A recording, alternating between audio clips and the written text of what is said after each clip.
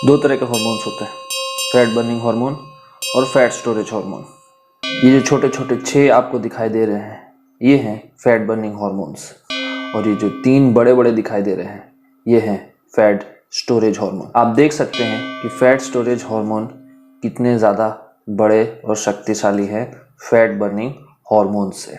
यदि इनमें से कोई एक भी रहेगा तो आपके इसमें से कोई भी फैट बर्निंग हार्मोन्स काम नहीं करेंगे।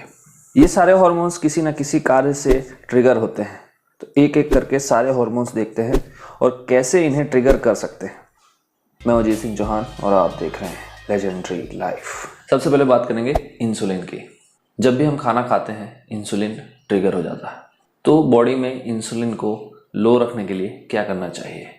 खाना कम बार खाना चाहिए। याद रखिए, कम खाना नहीं, कम बार खाना। बेसिकली आपको अपने किन्हीं 2 मील्स के बीच में एटलीस्ट 8 घंटे का डिस्टेंस रखना ही रखना है। इससे पहले यदि आप खाते हैं तो बॉडी में एक्सेस इंसुलिन हो जाएगा और आपकी फैट बर्निंग बंद हो जाएगी। Number 2 is estrogen. एस्ट्रोजन हमारी बॉडी में सही मात्रा में बनता है, लेकिन ये हमारी बॉडी में ज़्यादा कैसे हो जाता है? जब हम इसे एक्सटर्नली बाहर से शरीर के अंदर लेते हैं। अब ये नॉर्मली बाहर से हमारे अंदर कैसे आता है? तो मैं आपको कुछ चीज़ें बताता हूँ, जैसे कि प्लास्टिक का बहुत ज़्यादा इस्तेमाल, प्लास्टिक में खाना रखना, टिफ़िन्स का इस्तेमाल करना, प्लेट्स का इस्तेमाल करना, इन सब से एस्ट्रोजन बढ़ता है।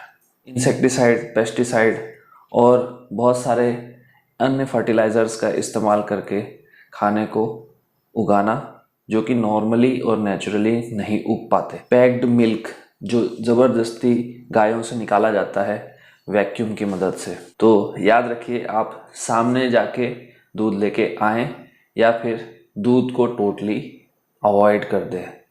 और मीट यानी जानवरों का मांस, इन सभी में एस्ट्रोजन की मात्रा बहुत ज़्यादा होती है। यदि आप गुस्से में हो, दुख में हो, डर जाए या बहुत टेंशन में आ जाए, तो इन सभी भावों से शरीर के अंदर कॉर्टिसोल पैदा होता है। अभी तक जो मैंने 3 हार्मोन्स बताए उन सब में कॉर्टिसोल सबसे ज़्यादा पावरफुल और सबसे ज़्यादा डिस्ट्रक्टिव इन नेचर है। तो इससे बच के रहना है।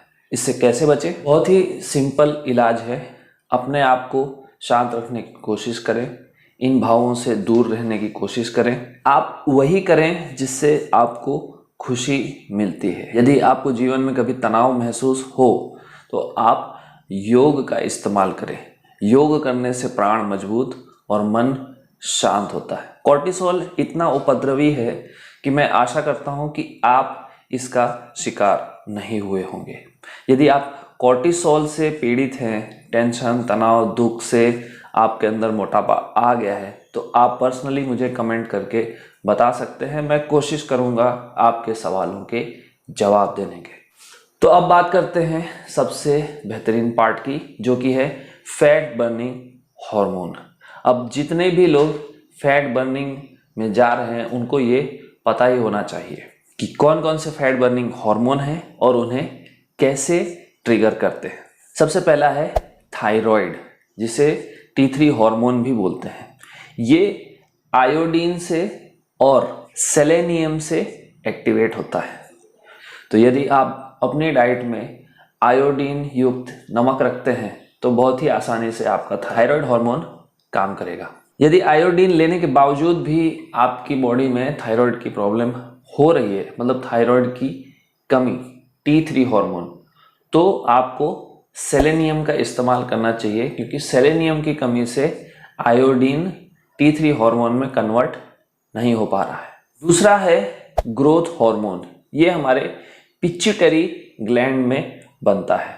हमारी बॉडी के अंदर ग्रोथ और मेंटेनेंस, ये दोनों काम होता है ग्रोथ हार्मोन का, और ये बहुत ही पावरफुल फैट बर्निंग हार्मोन है।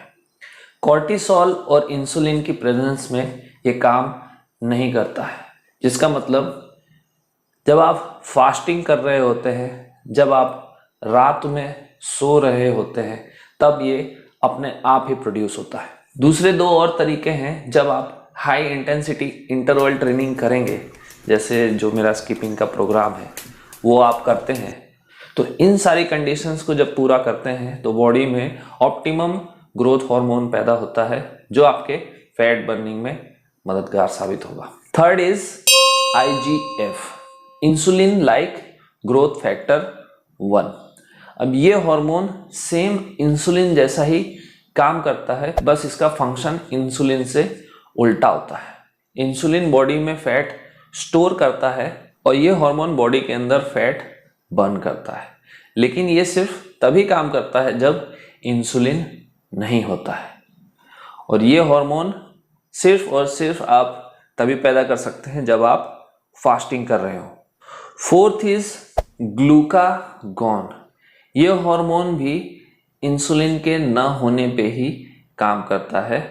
इसका काम है बॉडी के अंदर फैट को पिघला के एनर्जी लाना। ये भी तब काम करता है जब आप हाई इंटेंसिटी इंटरवल ट्रेनिंग करें या हैवी एक्सरसाइज करें, हैवी बॉडी एक्सरसाइजेस, मसल्स की कोई भी एक्सरसाइज, लेग्स की, चेस्ट की, बैक की। फिफ्थ इज टेस्टोस्टेरोन, ये हार्मोन तब एक्टिवेट होता है जब आप हैवी एक्सरसाइज करते हैं, और ये तब भी ट्रिगर होता है जब बॉडी बाहर से एक्सटर्नली विटामिन डी ले रही होती है। ये हार्मोन तब काम नहीं करता जब शरीर में एस्ट्रोजेंस के लेवल हाई हो या फिर इंसुलिन का लेवल हाई हो। ये दोनों जब कम होता है, सिर्फ और सिर्फ टेस्टोस्टेरोन तभी ट्रिगर हो पाता है, तभी काम कर सकता है।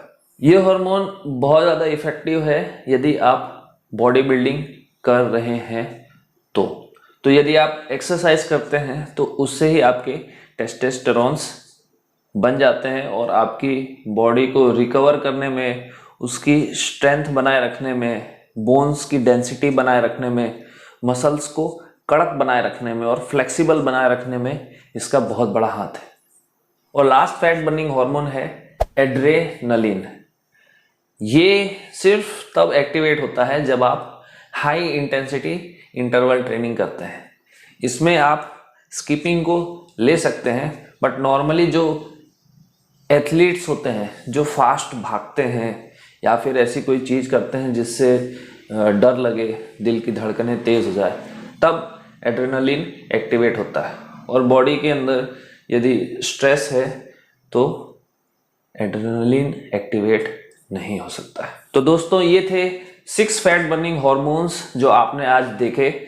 यदि आप सही से समझ गए होंगे तो आपको सिंपली मैं बता दूं कि यदि आप अच्छे से खाते हैं, 8 घंटे का गैप रखते हैं खाने के बीच में, सोने का टाइम सही रखते हैं 6 to 8 आवर्स, हैवी एक्सरसाइजेस करते हैं, हाई इंटेंसिटी एक्सरसाइजेस करते हैं और रिफाइंड शुगर से बचते हैं, तो आपकी बॉडी अपने आप ही फैट बर्निंग शुरू कर देगी।